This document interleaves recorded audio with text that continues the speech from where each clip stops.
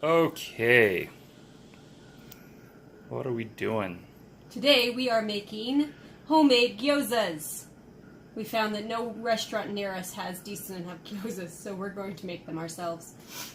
And the kids aren't home because they won't eat them and they're out partying. So we're having our own little date night. Gyoza. Isn't it pretty? It's pretty. So there's our filled pan, our stack of filling. So you take a little bit of your filling, just a little bit. Don't go crazy. Teaspoon-like. You think a lot more fits in this than it really does. We tend to overfill the first few before we realize this again. You have to wet down the edges. Now there are several ways you can fold them. You can do a straight up fold across, perfectly acceptable. You can do a corner fold, which comes in like this. Four corner fold, which is like this. You can even get pretty with those if you really want to, because, you know, gives you a lot of options. Or you can do the fancy fold that we really like.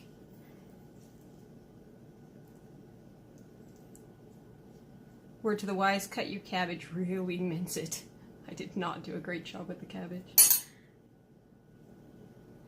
Wet down your corners. Well, edges, because I guess there are no corners on this round object. And we do the fancier fold, which is, from what I've heard, is more traditional. So you fold over and make a pretty little fold. I'll get rid of that piece because it's too full. And it tends to give it a nice little curve. And it looks really pretty. I made another pretty one. Then you stick it in your pan. Then you go again. So you put a little bit in. Put down your edges. You can use water or milk.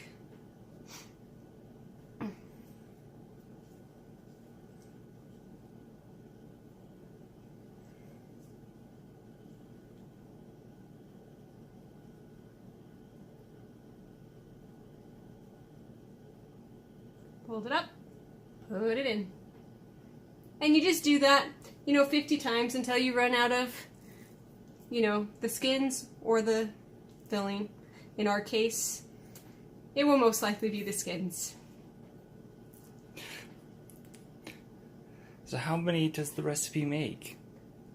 The recipe, if made at its original state, is supposed to make 50 skins, which is what comes in the package. But I miscalculated and ended up doubling the recipe. So let's hope we have enough skins because I only got one pack. Pretty.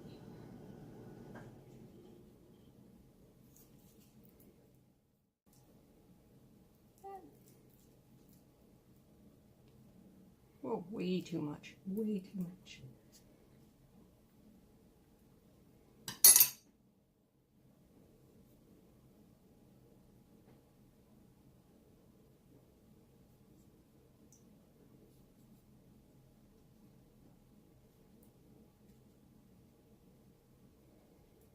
This recipe is really basic. You don't have to do a lot with it. It's basically some ground meat of your choice. We typically use pork, but you can use turkey or chicken or anything else that you want.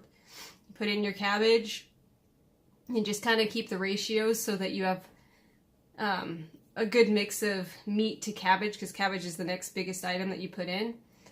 And then you can put in some onions or leeks if you like those. We have an onion allergy, so we can't really do that one. So we put in bean sprouts or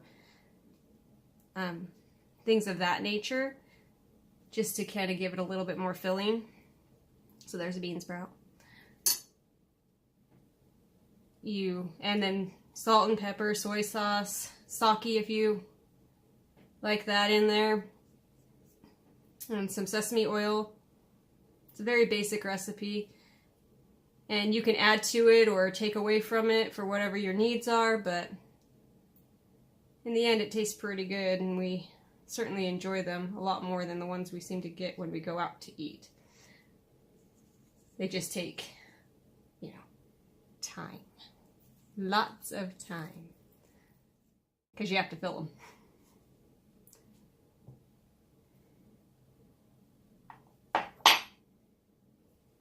If you don't like the size of your cabbage, you can take it out too. Because I really need to chop it a lot finer.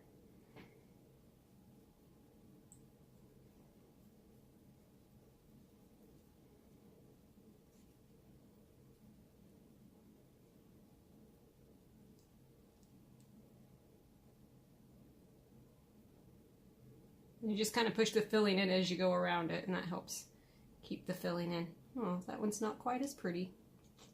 Oh well, still tastes yummy.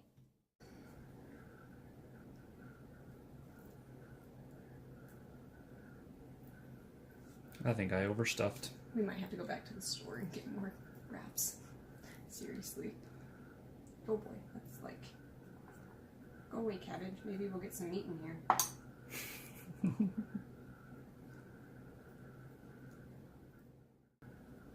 I don't remember when that was. I'll have to look it up online.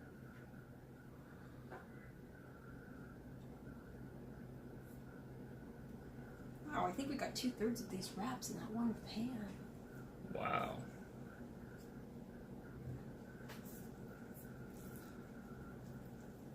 And we happen to make a dent in the filling yet. Good thing these will freeze. Then we can have homemade wraps whenever we want them, right? Don't you have to do some like blanching or something before you can freeze them? You have to cook them. Ah. And then you freeze them. Then you just have to reheat them. Cook them, then freeze them. Not freeze them raw, that would be crazy. The cabbage won't do well. Order of operations. Very important. Filling. Dampen edge. Then fold.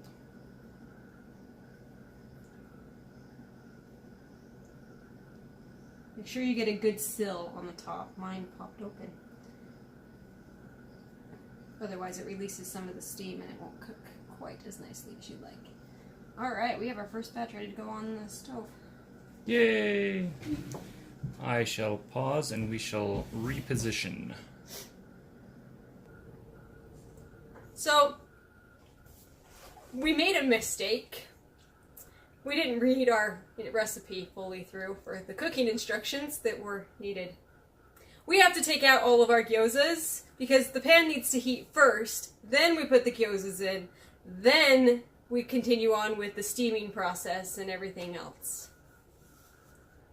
Read your instructions, people. Read the instructions all the way through, not just the first part and remembering half of what you're supposed to do. This might be the however many times we've cooked these, but it's still a F.A.I.L. First attempts in learning. 5th, 6th, 7th, 8th, 10th attempts. I think we can just flip it over. And then flip it back. Never mind. Heating the pan. On high. 2 tablespoons of oil.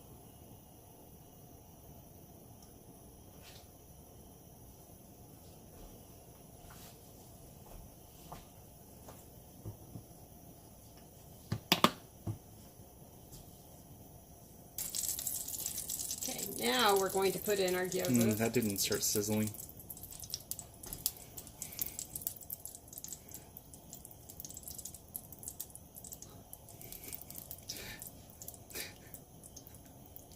Like the oil wants to sizzle about certain things, like being spread across the pan, but it doesn't want to sizzle. I think it's good. Okay, we're going to put in our gyozas, make them all pretty again. Filling the pan, round 2. Flip it over.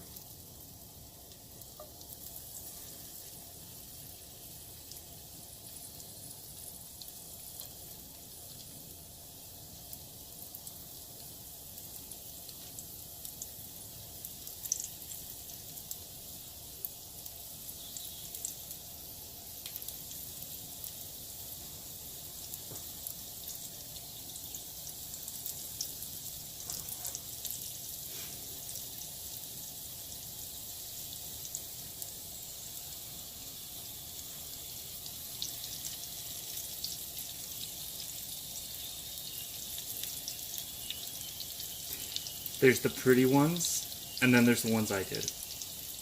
Oh, don't underestimate yourself. I'll let you take credit for some of them.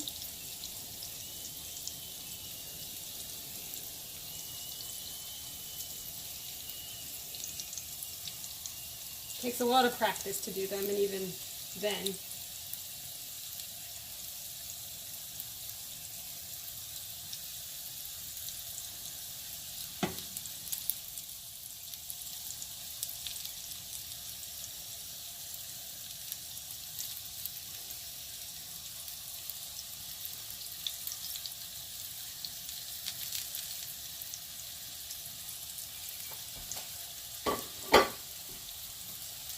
Okay, so that needs to cook for about 2 minutes. So the water amount is 1 cup and steam for 5 minutes. Counting down for the 2 minutes of the initial cooking.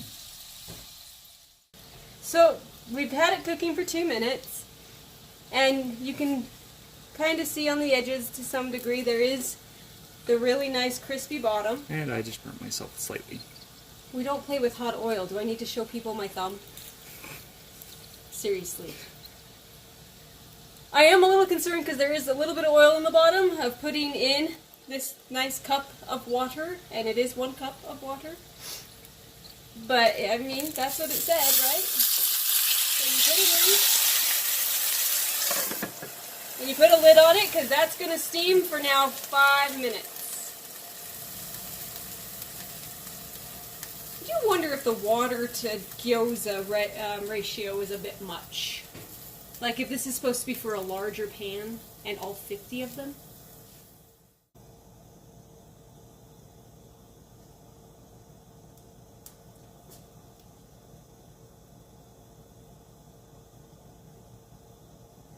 It's Halloween. I really feel like saying bubble bubble Doyle in trouble.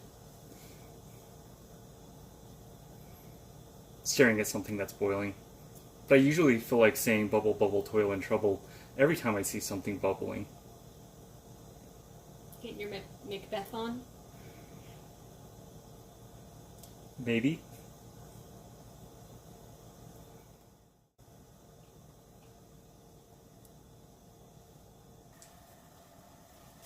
It's been our 5 minutes. It's time to open the lid and let the rest of the moisture cook off.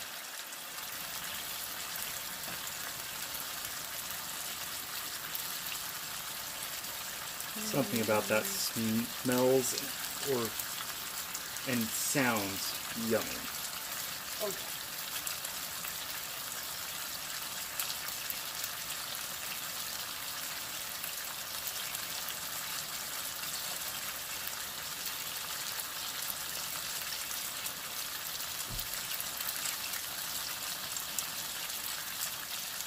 We kind of thought all that moisture would be a lot for not the full batch, but man, it's all gone down pretty well.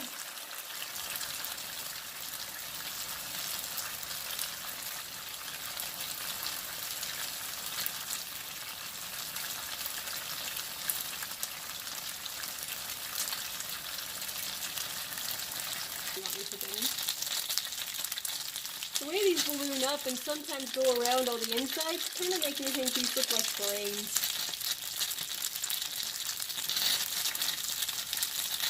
Happy Halloween!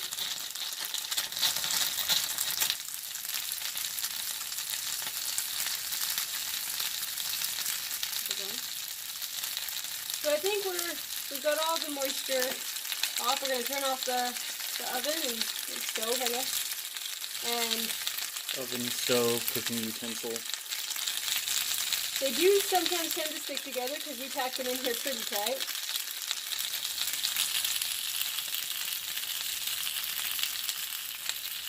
Ooh, let that take too long?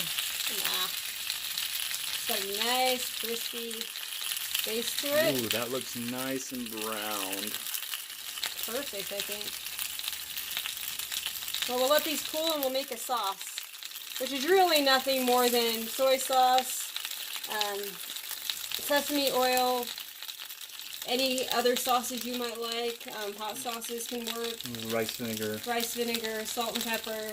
And you kind of just make it to taste and your preference and dip and enjoy. And there we have the sauce and gyoza ready to eat.